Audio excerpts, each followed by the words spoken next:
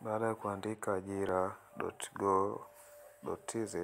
na kubonyeza batani ya kusearch, itakuleta katika website ya Secretariat ya Ajira Portal ambayo inahusika na kupublish matangazo mbalimbali, ikiwemo kwa wale ambao wanaitwa kwenye interview, majina ya waliopangiwa vituo vya kazi pamoja na ajira mpya.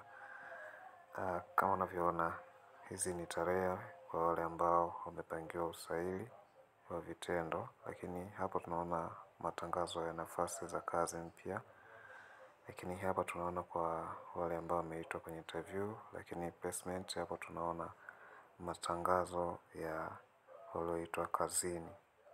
Kwa hiyo hapa ndio utadownload tangazo. Kwa hiyo kama umeingia leo na kwenda kurefresh, unaangalia kama leo kuna tangazo ambalo tayari imeshakuwa uploaded na kutangazwa kwa walioitwa kazini, waajiriwa wapya, basi utakuta tangazo la tarehe husika. Mfano kwa leo ni tarehe 31, kwa hiyo bado hakuna tangazo la kuitwa kazini kwa siku ya leo, lakini kwa siku ya jana tunaona hapo. Kwa hiyo ukibonyeza, basi moja kwa moja itaanza kudownload, na baada ya hapo PDF itaweza kupatikana.